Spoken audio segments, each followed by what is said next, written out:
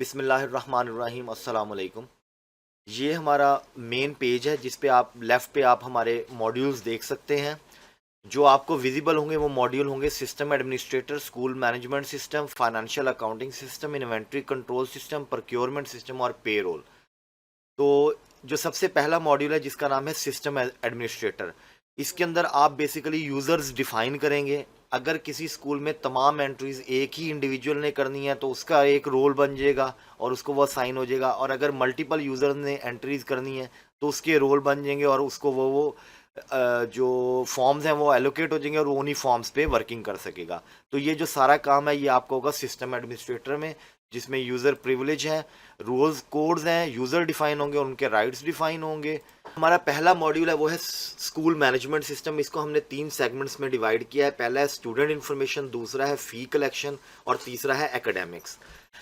हर जो सेगमेंट है वो फर्दर 3 स्टेप्स में डिवाइडेड है। जैसे कि आप देख सकते हैं स्टूडेंट इन्फॉर्मेशन सिस्टम, पहले सेटअप है, फिर ट्रांजैक्शन है और उसके बाद रिपोर्ट्स हैं।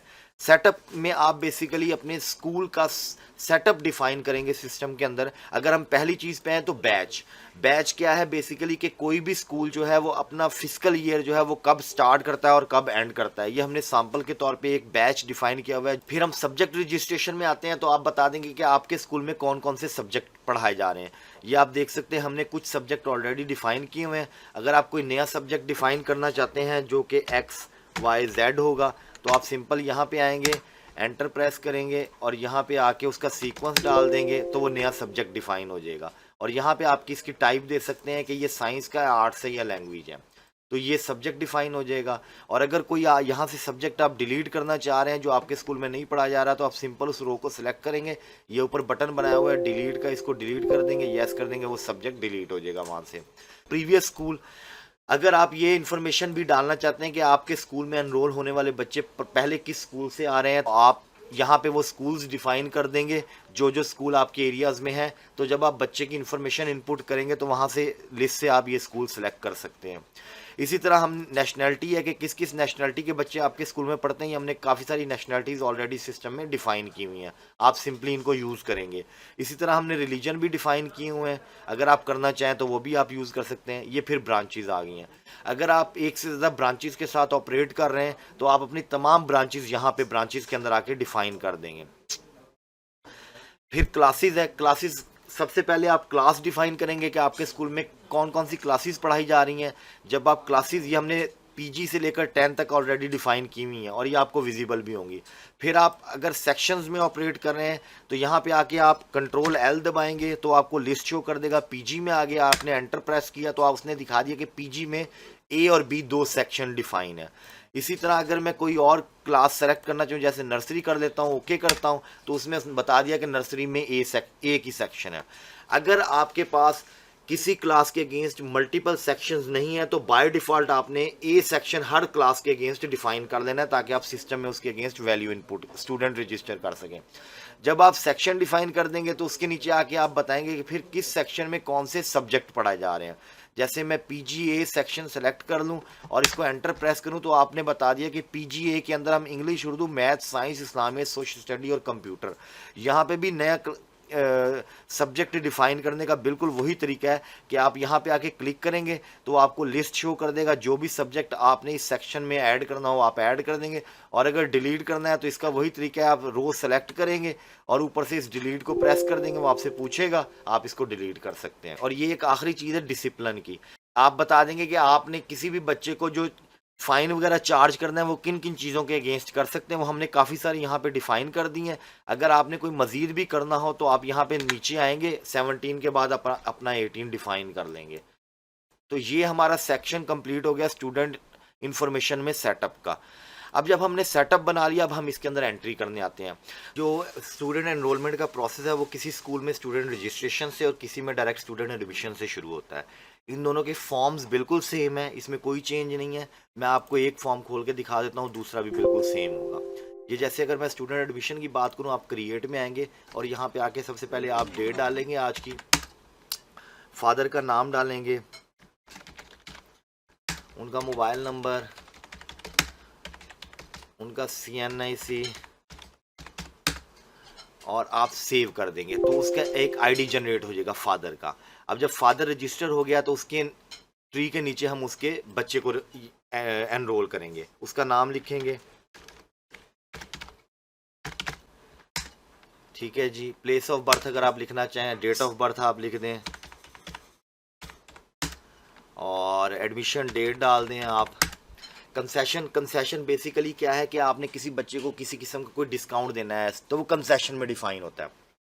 ये कंसेशन जो है बेसिकली फ़ी के सेटअप में जाके डिफाइन होती है। जब मैं फ़ी वाले सेगमेंट में पहुंचूंगा तो इंशाल्लाह आपको दिखा दूंगा। कंसेशन आप लगा देंगे अगर कोई लगानी है। बैच हमने शुरू में डिफाइन कर दिया था, वही लगाएंगे। ब्रांच अगर सिंगल ब्रांच है तो वो वाली सिलेक्ट कर लेंगे, अगर मल्टीपल ब्रांचेज है तो जिस ब्रांच में बच्चा एनरोल हो रहा है वो कर लेंगे।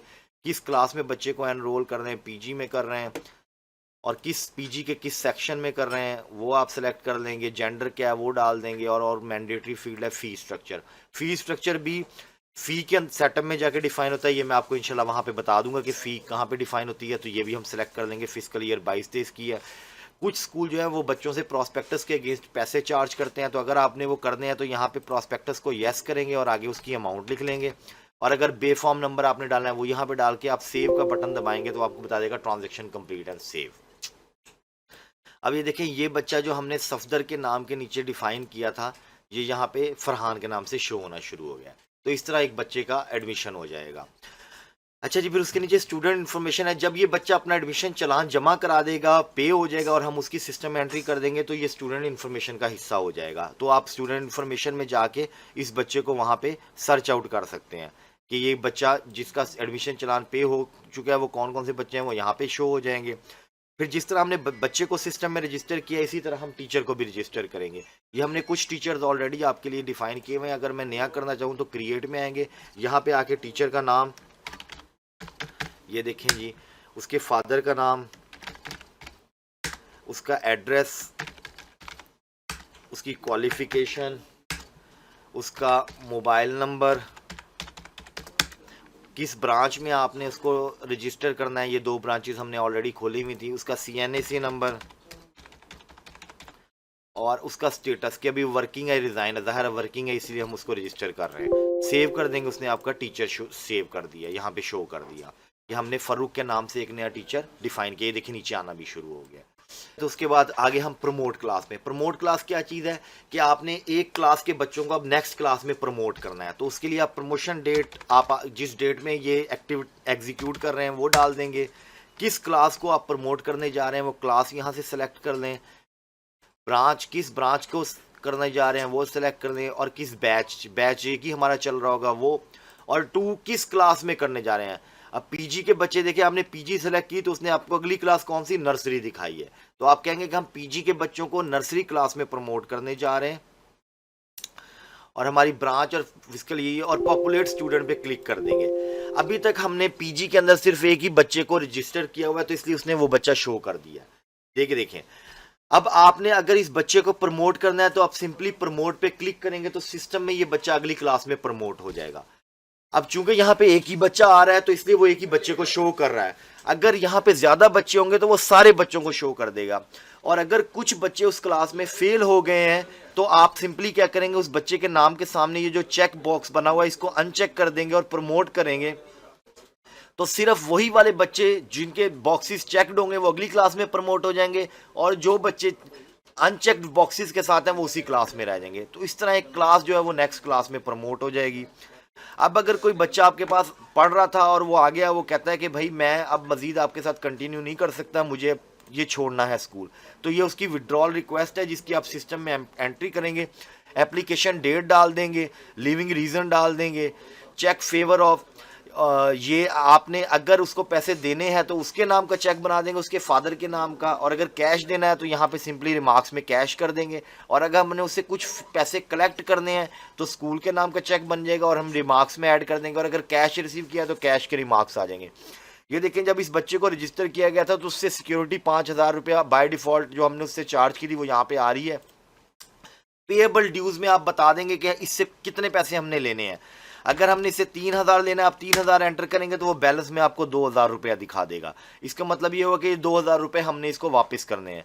और अगर हमने उससे 6000 रुपया लेने हैं तो आपको बैलेंस में नेगेटिव दिखा देगा। इसका मतलब ये हुआ कि हमने इससे 1000 रुपया लेना है, वो आप लेके इसकी एंट्री कंप्लीट करेंगे। डेट विड्रॉन, किस डेट को ये यहाँ से छोड़ के जाएगा वो एंटर करेंगे और सिस्टम में इसको सेव कर देंगे, तो ये उसकी विड्रॉल रिक्वेस्ट सेव हो जाएगी। उसके बाद दो चीज़ें और हैं इसके अंदर, एक टीचर टाइम टेबल और एक class time table. Teacher time table क्या है, बाद अब हम टीचर का टाइम टेबल बनाएंगे।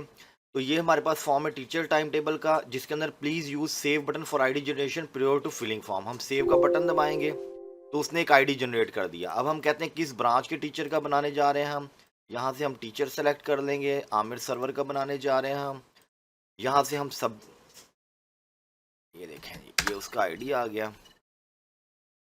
अब यहाँ पे हम क्लास आ गए।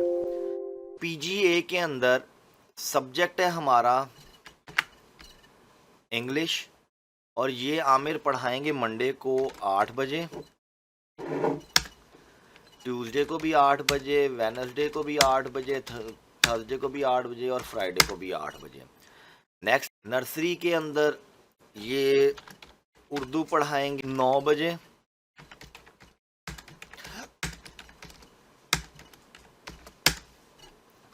और हम कहते हैं जी सेव। उसने ये इसकी सेव कर दी।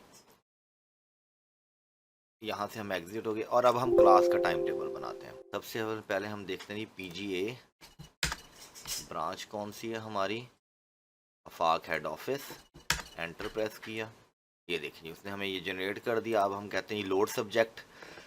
ये देखें जी उसने आपको बता दिया कि आमिर सर्वर को हमने पीजीए के अंदर इंग्लिश दी है और उसका टाइम डे वाइज उसने आपको बता दिया है, ये टाइम है। अगर मैं यही यहाँ से इसी बंदे की नर्सरी ए सेलेक्ट कर लूँ और एंटर प्रेस करूँ, ये देखें जी अब मैं कहता हूँ लोड सब्जेक्ट, तो नर्सरी के अंदर हमने आमिर को उर्दू दी थी और उसने वो टाइम टेबल दिखा दिया है। तो मतलब क्या है कि अगर आप टीचर का टाइम टेबल बना लेंगे तो क्लास का टाइम टेबल ऑटोमेटिकली बन जाएगा। ये हमारी ट्रांजैक्शन हो गई। उसके बाद हमारे पास रिपोर्ट्स हैं। हम स्टूडेंट वाइज लिस्ट यहाँ से देख सकते हैं। ये देखें जी आप क्लास सेलेक्ट करेंगे, सेक्शन सेलेक्ट करेंगे, ब्रांच सेलेक्ट करेंगे, student list with phone and address. और अगर आपने अपने स्कूल में हाउसेज बनाए हुए हैं, जिनाह हाउस है, सर सैयद हाउस है, तो उसके वाइज भी आप रिपोर्ट यहाँ से, ये आप क्राइटेरिया सेलेक्ट करेंगे, रिपोर्ट का बटन क्लिक करेंगे, आपको रिपोर्ट मिल जाएगी। इस तरह स्टूडेंट की लिस्ट ऑर्डर वाइज मिल जाएगी, स्टूडेंट रजिस्ट्रेशन एडमिशन रिपोर्ट मिल जाएगी आपको, और स्टूडेंट विड्रॉल रिपोर्ट मिल जाएगी। ये चारों रिपोर्ट्स आपको यहाँ से मिल जाएंगी। उसके बाद हम आते हैं अपने फ़ी सेक्शन में। फ़ी के कलेक्शन के अंदर भी 3 चीज़ें हैं, सेटअप है, ट्रांजैक्शन है और रिपोर्ट्स हैं। सबसे पहले हम सेटअप में आते हैं। सेटअप में हम क्या चीज़ें डिफाइन कर रहे हैं, कलेक्शन पॉइंट्स, कि स्कूल जो है वो फीस कहाँ कलेक्ट कर सकता है। या तो स्कूल अपनी ब्रांच के अंदर ही फ़ी कलेक्ट करेगा या फिर वो किसी बैंक में फ़ी कलेक्ट करेगा। तो आप सिंपली क्या करेंगे, यहाँ पे आके आप स्कूल लिख देते हैं, आप लिख देते हैं जी स्कूल में फ़ी कलेक्ट होगी, और आगे उसकी अकाउंट नंबर नहीं है, एड्रेस है, एड्रेस में आप स्कूल मेंशन कर दें, या जो भी उसका एड्रेस है, फ़र्ज़ करें हम कहते हैं जी लाहौर है, कॉन्टेक्ट पर्सन है जो आपका एडमिन होगा ABC, उसका नाम एंटर कर दें, उसका फ़ोन नंबर एंटर कर दें, मोबाइल नंबर, वट जो भी आप ऐड करना चाहते हैं, सेव करेंगे वो सेव कर देगा। अब फ़र्ज़ कर लेते हैं आप यहाँ पे बैंक भी डिफ़ाइन करना चाहें, आप कहते हैं जी मिज़ान बैंक में भी हमारी फ़ीस कलेक्ट होगी, उसका जो भी अकाउंट नंबर होगा 02680101235884, और वो लोकेशन कहाँ है उसकी, लाहौर में है, और कॉन्टेक्ट पर्सन आप और उसका फ़ोन नंबर जो भी आप डालना चाहिए वो डालेंगे, सेव करेंगे तो वो ब्रांच भी से स्कूल भी सेव कर देगा, और आपके लिए वो उसने ये देखिए ये मिज़ान बैंक भी सेव कर दिया। तो यहाँ पे आपके कलेक्शन पॉइंट्स डिफाइन होंगे। ये मैंने आपको बताया था वो जो हम बच्चे को कंसेशन लगा रहे थे कि बच्चे को अगर कोई कंसेशन देनी है तो वो क्या है। ये देखिए ये कंसेशन ग्रुप बने हुए हैं जिसमें हम कह रहे हैं सिबलिंग थर्ड चाइल्ड है, स्टाफ FT अपॉन कन्फर्मेशन है, स्कॉलरशिप है, एडमिशन पे 25% है, सिबलिंग सेकंड चाइल्ड है या स्टाफ है। आप कोई भी और नहीं यहाँ पे डिफाइन करना चाहें तो आप अपनी मर्जी से यहाँ पे कोई भी नहीं ग्रुप है कंसेशन ग्रुप बना सकते हैं। अब अगर मैं ये concession group sibling third child में जाऊं और हम देखते हैं कि सिबलिंग थर्ड चाइल्ड में किस फीस का स्ट्रक्चर क्या होगा, कंसेशन का स्ट्रक्चर क्या होगा, तो आप देखिए सिबलिंग थर्ड चाइल्ड को हमने ट्यूशन फ़ी में 15% डिस्काउंट दिया और एडमिशन फी में फ्लैट 5000 डिस्काउंट दिया है। आप कोई भी कंसेशन जो है वो दोनों मोड्स परसेंटेज और अमाउंट दोनों में दे सकते हैं। तो ये कंसेशन यहाँ पे डिफाइन हो जाएगी और ये यहाँ पे आप इसको सेव करा देंगे। कोई नहीं भी डालना चाहते हैं तो आप यहाँ पे नीचे आके वो नई कंसेशन, ये देखें ये हमने कंसेशन टाइप्स बहुत सारी डिफाइन की हुई हैं। आप यहाँ से आके सिलेक्ट करेंगे, सेव करेंगे तो वो कंसेशन इस बच्चे को अप्लाई हो जाएगी। अब कहते हैं हमने इसे बिलिंग किस किस तरह करनी है, तो हमने बिलिंग चार्जेस के भी काफ़ी सारे हेड्स बनाए हुए हैं और उन हेड्स के आगे उसकी डिटेल है। अब जैसे मैं ये पहले पे लूँ एडमिशन, तो अगर मैं एडमिशन को सिलेक्ट कर लूँ यहाँ पे, तो वो आपको बताएगा कि अगर आप किसी को बिलिंग चार्जेस में एडमिशन सेलेक्ट करते हैं तो एडमिशन में क्या क्या हो, किस किस सीक्वेंस से ये फी में अपेयर होंगे। सबसे पहले एडमिशन फ़ी है, स्टूडेंट सिक्योरिटी है, ट्यूशन फ़ी है, ट्रांसफ़र फ़ी है, रजिस्ट्रेशन फ़ी है, स्पोर्ट्स फ़ी है, लैब फ़ी है। तो ये जो है बेसिकली हमारे एडमिशन के हेड के नीचे ये डिटेल आ रही है। इसी तरह अगर मैं फ़ाइन ये 3 नंबर सेलेक्ट कर लूँ यहाँ पे, ये देखें फ़ाइन को सिलेक्ट किया मैंने, ओके किया, तो उसने हमें बता दिया कि फ़ाइन के नीचे कौन कौन से फ़ाइन डिफ़ाइन हुए हैं। तो अगर आपको ये इनमें से कोई यूज़ ना करना हो और कोई नया डिफ़ाइन करना हो तो आप ये सिंपल लास्ट का बटन दबाएंगे और नीचे आके अपना नया वो डिटेल डिफ़ाइन कर देंगे। तो ये बिलिंग टाइप डिफ़ाइन होगी। फिर हम फ़ी, मैंने आपको बताया था फ़ी स्ट्रक्चर, ये भी बच्चे में हमने लगाना है। फ़ी सेशन लगा दिया फिजिकल ईयर 22-23 1 जनवरी से 31 दिसंबर तक है। और अगर हम इसके स्ट्रक्चर में जाएं, ये देखें फिजिकल ईयर 22-23 के नीचे इन क्लासेस की फीस कलेक्ट होगी और हर क्लास, अगर मैं पीजी को सिलेक्ट करूं तो पीजी में एडमिशन फीस इतनी है, सिक्योरिटी इतनी है, ट्यूशन फी इतनी है और ट्यूशन फी एट टाइम और एडिशन इतनी है। अगर मैं अगली क्लास में आ जाऊँ नर्सरी में तो कोई भी फीस डिफाइन नहीं हुई। तो आप सिंपल क्या करेंगे, यहाँ पे आके फीस सेलेक्ट कर लेंगे जो जो आपने क्लास नर्सरी में लगानी है और वो सिलेक्ट करके आप यहाँ पे वो फीस सेव कर देंगे। तो ये फीस स्ट्रक्चर उसका डिफाइन हो जाएगा। जब हम ये फ़ी का सेटअप बना लेंगे तो उसकी ट्रांजैक्शंस आ गई। अब देखिए सबसे पहले है एडमिशन चलान। ये सारे बच्चे हमने सिस्टम में डिफाइन किए हुए जिनके एडमिशन चलान अभी तक नहीं बने हैं। मैं ये किसी एक बच्चे का एडमिशन चलान बनाता हूँ, ये देखें उसने सारी इन्फॉर्मेशन जो हमने स्टूडेंट एडमिशन के टाइम पे दी थी वो बाय डिफ़ॉल्ट पिक कर ली है। हम यहाँ पे सिंपल चालान डेट देंगे, तो मैंने चालान डेट दे दी, इशू डेट दे दी और आगे मैंने ड्यू डेट डाल दी और उसके बाद सिंपल क्रिएट का बटन दबाएंगे हम और तो ये उसने हमारा एडमिशन चलान बना दिया। अब ये देखें नीचे आपकी दो टाइप्स आ रही हैं रिपोर्ट, दो टाइप्स आ रही हैं। एक रिपोर्ट दो, इस पे रिपोर्ट पे क्लिक करेंगे तो आपको एक रिपोर्ट का एडमिशन चलान का फॉर्मेट आ जाएगा जो हॉरिजॉन्टल होगा और दूसरी दो टाइप की हमने यहाँ पे एडमिशन चलान लगाए हुए। जो भी आपको पसंद आएगा सिंपल इस पे क्लिक करेंगे और वो आपके पास वो शो कर देगा रिपोर्ट टाइप। तो ये एडमिशन चलान यहाँ से आप जनरेट कर लेंगे। ये देखिए स्टूडेंट एडिशनल चार्जेस, अगर आपने इस बच्चे को या किसी भी बच्चे को कोई एडिशनल चार्जेस लगाने हैं तो आप सिंपली यहाँ पे आएंगे, चार्जेस आईडी में सेलेक्ट कर लेंगे, ट्यूशन फ़ी लगानी है ओके करेंगे तो ये इस बच्चे को ट्यूशन फ़ी लग जाएगी। ये देखें जी। और अगर आपने कोई सब्जेक्ट पे चार्जेस एडिशनल लगाने हैं जो मोस्टली 9th 10th में होते हैं तो वो आप यहाँ पे आके लगा लेंगे और इसको सेव कर लेंगे तो वो इस बच्चे के चार्जेस एडिशनल सेव हो जाएंगे। कोई भी एडिशनल चार्जेस अगर आप लगाना चाहते हैं, ये देखिए ट्रांजैक्शन कंप्लीट एंड सेव, उसने एडिशनल चार्जेस लगा दिए इस बच्चे को। जब भी इस बच्चे की फीस जनरेट होगी उसको ये 500 रुपये एडिशनल चार्जेस ट्यूशन फी की मद में लगा हुआ आएगा। ये कोई एडिशनल चार्जेस अगर आपने लगाने हो, फिर ये सिंगल और बल्क फ़ी चलान हैं। आपने जो मंथली फ़ी चलान या एडमिशन फ़ी चलान जनरेट करने होंगे तो वो यहाँ से जनरेट होंगे। ये देखें जी, यहाँ से हम बैच सेलेक्ट करेंगे, फिजिकल ईयर 22-23 आ गया, ओके किया। बैच की कोई नरेशन देना चाहते हैं वो कर लें, बैच की डेट 27 से 23, बिलिंग मंथ स्टार्ट डेट 1/1/23, कितने महीनों का फ़ी चलान जनरेट करने जा रहे हैं आप, ब्रांच कौन सी है जिसका आप फ़ी चलान जनरेट करने जा रहे हैं, या एडमिशन चलान। ड्यू डेट आप 1 फरवरी 23 डाल दें और इशू डेट डाल दें आप 27/1/23।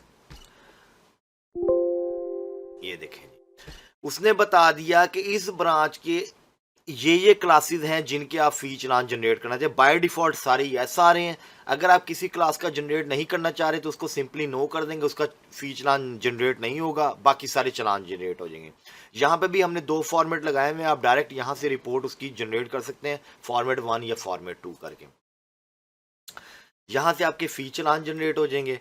उसके बाद चालान, जब फ़ी चालान जनरेट हो जाएंगे और वो बच्चा चालान पे कर देगा, तो यहाँ पे आके आप उसकी एंट्री करेंगे सिंपल, कि किस कलेक्शन पॉइंट पे आपने, ये देखें मैंने 2 डिफाइन किए थे, स्कूल और मिज़ान बैंक। आप सिंपली स्कूल में आपने ली, पेमेंट डेट क्या थी, 27/1/23 थी, और इशू डेट क्या थी जो आपने दी है, और रिसीव्ड अमाउंट क्या है, वो आप यहाँ पे डाल के सेव पे क्लिक कर देंगे, तो वो आपको उसके सेव कर देगा। वो अभी यहाँ पे इसलिए नहीं दे रहा क्योंकि हमने किसी का चालान जनरेट नहीं किया है। तो यहाँ पे आके बेसिकली जो चालान जो आपने फ़ी कलेक्ट की हुई होगी उसकी एंट्री कर देंगे, ताकि उसका फाइनेंशियल इफेक्ट जो है वो आना शुरू हो जाएगा। फिर स्टूडेंट फ़ी हिस्ट्री है, यहाँ पे आप देख सकते हैं कि हमारे किस स्टूडेंट ने अब तक कितनी फीस जमा कराई है। देखें जी, यहाँ पे अभी तक बेसिकली कोई भी हमने इसकी फ़ी कलेक्ट नहीं की, इसलिए यहाँ पे नहीं आ रहा है। लेकिन आप यहाँ पे आके स्टूडेंट की फ़ी हिस्ट्री देख सकते हैं कि किन किन स्टूडेंट ने अपनी फ़ीस सबमिट कर दी है। और अगर आपने कोई चालान गलत एंटर कर दिया तो यहाँ पे आके वो चालान रिवर्स हो जाएगा। आप सिंपली जिस बच्चे का भी चालान आपने गलत पे कर दिया उसको सेलेक्ट करेंगे, ओके करेंगे, सर्च दबाएंगे, वो नीचे वो बच्चा शो कर देगा, और उसके एडिट में जाएंगे आप, यहाँ पे आके आप कलेक्शन पॉइंट डालेंगे, पेमेंट डेट डालेंगे और रिसीव अमाउंट वो डाल देंगे और सेव कर देंगे, तो उसकी जो पेमेंट हुई हुई है वो रिवर्स हो जाएगी उसकी एंट्री। ये सारा काम हमारा फ़ी के अंदर होगा, और फिर इसके अगेंस्ट आपकी रिपोर्ट्स निकल आएंगी, एडमिशन चालान यहाँ से निकल आएंगे, डिफ़ॉल्टर लिस्ट निकल आएगी, मंथली चालान जो आपने बनाया वो निकल आएंगे, बैच वाइज रिपोर्ट निकालनी है वो निकल आएगी, जो जो चालान पे किए आपने वो निकल आएंगे, और फ़ी रिमाइंडर लेटर्स भी आपको यहीं से निकल आएंगे। तो ये सारा हमारा फ़ी का सेगमेंट हो गया। उसके बाद हम आते हैं अपने एकेडमिक सेक्शन के अंदर। एकेडमिक्स के अंदर भी सेम पैटर्न है, सेटअप, ट्रांजेक्शन और रिपोर्ट्स। सेटअप में हम सबसे पहले एग्जामिनेशन की ग्रेडिंग बनाएंगे।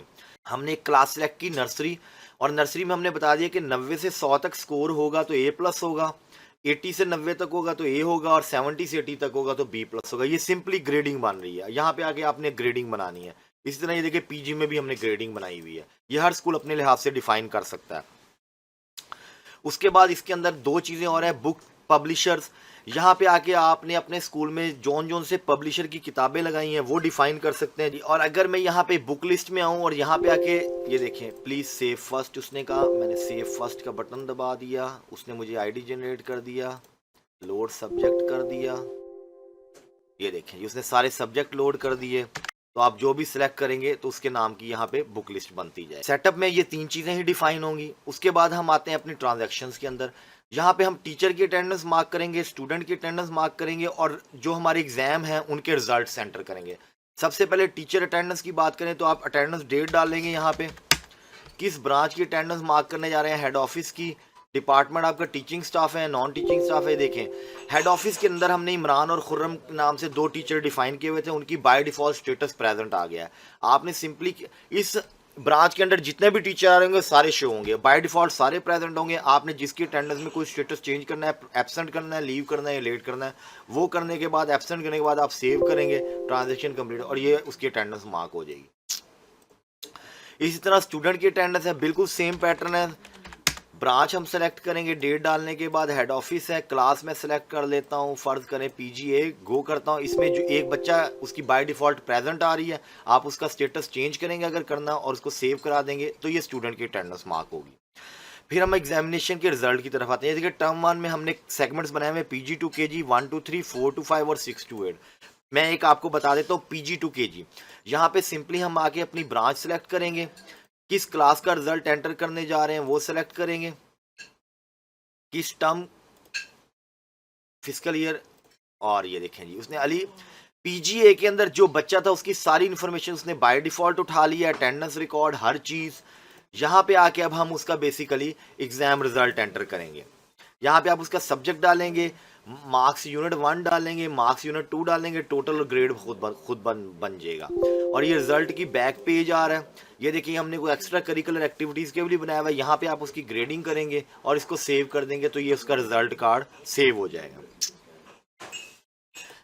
अगर हम ये टर्म 1 का है, जब हम टर्म 2 में आएंगे PG to KG करेंगे, देखें यहाँ पे फर्स्ट टर्म के ऑटोमेटिकली मार्क्स आ रहे होंगे और आप सेकंड टर्म के यहाँ पे एंटर कर देंगे। और इसी तरह जब आप टर्म 3 के अंदर आएंगे तो यहाँ पे आप देखेंगे कि फर्स्ट और सेकंड टर्म के मार्क्स ऑटोमेटिकली आ रहेंगे और आप सिंपली थर्ड के एंटर करेंगे तो इस बच्चे का रिजल्ट कंप्लीट हो जाएगा। और फिर इसकी रिपोर्टिंग जो है वो यहाँ से आपको रिपोर्ट से टर्म 1 टर्म 2 टर्म 3 तीनों यहाँ से आपको इसकी रिपोर्ट्स और रिजल्ट कार्ड्स मिल जाएंगे। ये हमारा एक कंप्लीट हो गया स्कूल मैनेजमेंट सिस्टम, जिसके 3 सेगमेंट थे, स्टूडेंट इंफॉर्मेशन, फी कलेक्शन और एकेडमिक्स। अब इसी स्कूल मैनेजमेंट सिस्टम से रिलेवेंट दूसरा हमारा जो मॉड्यूल है वो है पेरोल का, जिसमें हम बेसिकली टीचर का पेरोल बनाएंगे। यहाँ पे देखिए डिपार्टमेंट्स डिफाइन होंगे, टीचिंग नॉन टीचिंग हमने ऑलरेडी किए हुए हैं आपके लिए, डेजिग्नेशन हमने काफ़ी सारे आपके लिए पहले से ओपन किए हैं। अगर इनमें से आपको कोई नहीं मिलता है जो आपके स्कूल में एग्जिस्ट करता है तो आप सिंपली लास्ट का बटन दबाएंगे आखिर और नीचे आके अपना नया डेजिग्नेशन डिफाइन कर देंगे। उसके बाद आप सैलरी डेफिनेशन में आएंगे। आप ये हमने सैलरी बनाई हुई अपने लिहाज से, आप इसको चेंज कर सकते हैं। ये सैलरी के पोर्शंस हैं कि किसी भी बंदे की सैलरी किन किन पार्ट्स में डिवाइड की जा सकती है। बेसिक पे है, इनकम टैक्स है, हाउस रेंट है, इसमें कुछ अलाउंसेस हैं, कुछ डिडक्शन है। जैसे इनकम टैक्स की डिडक्शन होती है, प्रोविडेंट फंड की डिडक्शन होती है, ईओबीआई की डिडक्शन होती है, यूटिलिटीज़ की अलाउंसेस होते हैं, बेसिक पे के अलाउंस होते हैं। ये हमने ऑप्शन दे दिया आपको, या आप परसेंटेज में भी कर सकते हैं और फिक्स भी कर सकते हैं। आप अपने हिसाब से अपने किसी भी टीचर की सैलरी को यहाँ पे आके उसको डिफाइन कर सकते हैं जेनेरिक, और उसके बाद वही सैलरी उन टीचर्स को लग जाएगी। तो पेरोल के सेटअप में ये 3 चीज़ें ही बनेंगी। उसके बाद ट्रांजैक्शन में आएगी, ये देखिए एम्प्लॉय इन्फो आ गई। यहाँ पे ये 2 टीचर ऑलरेडी आपके पास शो हो रहे हैं। यहाँ पे इसकी सारी बेसिक इन्फॉर्मेशन खुद ब खुद उठ के आ रही है। आपने यहाँ पे आके सिंपली 2 चीज़ें करनी है। एक तो उसका वर्किंग स्टेटस बताना है कि अभी हमारे पास वर्किंग है, और उसकी ग्रॉस पे यहाँ पे आके डिफाइन कर देनी है। तो ये हमारे पास टीचर की इन्फॉर्मेशन सेव हो गई। ये देखें, इसकी सैलरी मैंने 30,000 लगाई थी, और ये दूसरा टीचर है, इसकी सैलरी मैंने 60,000 लगाई हुई है। ये आगे उसकी एम्प्लॉय की सैलरी फिक्स हो गई। उसके बाद ये दूसरा हमारे पास विंडो आ रहा है जिसमें हम एम्प्लॉय चेंज हिस्ट्री कर रहे हैं। इसको हम क्या कह रहे हैं कि अगर आपके पास कोई एम्प्लॉय काम कर रहा है और आप स्टेटस चेंज करना चाह रहे हैं, उसको किसी नई ब्रांच में मूव करना चाह रहे हैं, उसका डिपार्टमेंट चेंज करना चाह रहे हैं, या उसका डेजिग्नेशन चेंज करना चाह रहे हैं, ये तीनों ऑप्शन आपके पास नीचे नज़र आ रही हैं। उसकी प्रमोशन करना चाह रहे हैं, डिमोशन करना चाह रहे हैं, रेजिग्नेशन करना चाह रहे हैं, उसको कोई इंक्रीमेंट देना चाह रहे हैं, तो ये सारा कुछ आप यहाँ पे आके कर सकते हैं। उसके बाद जनरेट पेरोल हो गया। ये एक विंडो पेरोल के लिए, आप अपने तमाम स्कूल का पेरोल यहाँ से आके जनरेट करेंगे। यहाँ पे आके सिंपली आप ब्रांच सेलेक्ट करेंगे, किस ब्रांच का है, किस मंथ का आप बनाने जा रहे हैं। मैं कह रहा हूँ जी हम दिसंबर 22 का बनाने जा रहे हैं, फ़र्ज कर लेते हैं। स्टार्ट डेट क्या है उसकी, 1/12/22, एंड डेट है 31/12/22, और ये देखिए नीचे लिखा हुआ है जनरेट। नोट है for recreation generate yes, to view only generate no. मैं कहता हूँ येस करे, क्रिएट कर दे। उसने देखे नीचे कुछ भी शो नहीं किया आपको। और अगर मैं इस ऑप्शन क्यों, उसकी वजह ये है क्योंकि हमने जिस मंथ के लिए ये पेरोल जनरेट करने जा रहे हैं उसका हम ऑलरेडी कर चुके हैं। और अब अगर हमने सिर्फ देखना है कि हुआ कि नहीं हुआ, तो नो पे आएंगे, क्रिएट करेंगे। ये देखिए उसने आपको बता दिया कि एक एम्प्लॉय जो रजिस्टर्ड था सिस्टम के अंदर, उसका पेरोल आप ऑलरेडी जनरेट कर चुके हो, जिसकी सैलरी 30,000 थी और टोटल नंबर ऑफ एम्प्लॉय 1 है। तो इसलिए उसने आपको येस पे ये नहीं करने दिया, और जब नो किया है तो उसने आपको करने दिया है। तो यहाँ पे अभी 1 ही एम्प्लॉय आ रहा है। अगर आप यहाँ पे 10 भी एम्प्लॉय डाल देंगे तो उनका पेरोल इकट्ठा जनरेट हो जाएगा। वो यहाँ पे नंबर ऑफ एम्प्लॉयज 10 कर देगा, उनकी टोटल सैलरी यहाँ पे डिस्प्ले कर देगा। तो ये आपका पेरोल जनरेट हो जाएगा। और फिर आप इसकी रिपोर्ट्स मिल जाएंगी। एम्प्लॉय लिस्ट अगर आप लेना चाहें कि किस डेट से किस डेट तक किस ब्रांच में कौन सा एम्प्लॉय आपने रजिस्टर किया, उसकी रिपोर्ट आपको यहाँ से मिल जाएगी। पे स्लिप कौन कौन सी बनाई है वो मिल जाएंगी, पेरोल रजिस्टर मिल जाएगा, और स्टाफ की स्ट्रेंथ मिल जाएगी कि आपके पास किस ब्रांच के अंदर किस मंथ में कितने स्टाफ मेंबर हैं, वो सारी रिपोर्ट्स आपको यहाँ से मिल जाएंगी। प्लीज़ एक चीज़ नोट कर लीजिए कि आपका जो स्कूल मैनेजमेंट सिस्टम है और पेरोल, ये दोनों आपस में इंटरलिंक हैं। उसकी वजह ये है कि अगर आप किसी एम्प्लॉय का सैलरी नहीं लगाएंगे जो कि आप ऊपर स्कूल मैनेजमेंट सिस्टम में डिफाइन कर चुके हैं, तो फिर आपका पेरोल वगैरह यहाँ से जनरेट नहीं होगा। और अगर आप टीचर्स का पेरोल वगैरह सिस्टम से जनरेट नहीं करना चाह रहे, तो आप सिर्फ स्टूडेंट की इन्फॉर्मेशन करना चाह रहे हैं, तो आप सिर्फ स्कूल मैनेजमेंट सिस्टम यूज़ कर सकते हैं, एक मॉड्यूल, और बाकी कोई भी मॉड्यूल यूज़ ना करें, तो आपका काम फिर भी चलता रहेगा।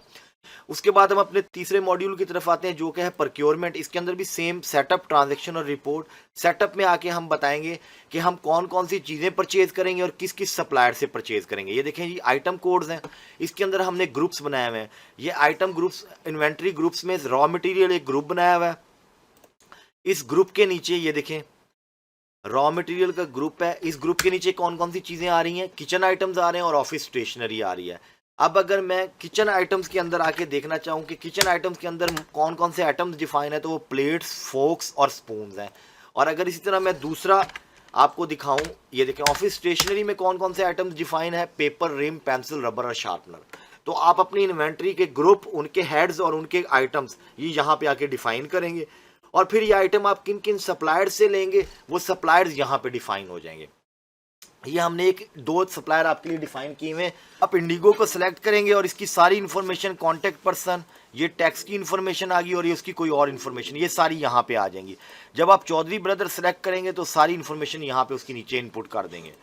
उसके बाद आपकी ट्रांजैक्शन में आगे, तो ट्रांजैक्शन में इसका सिंपल दो ही प्रोसेस है, परचेज रेक्विजिशन बनेगी और परचेज ऑर्डर बनेगा। परचेज रेक्विजिशन का मतलब क्या है कि आपके पास कोई रिक्वेस्ट आई है कि ये चीज़ हमें परचेज करनी है, तो आप परचेज रेक्विजिशन बनाएंगे।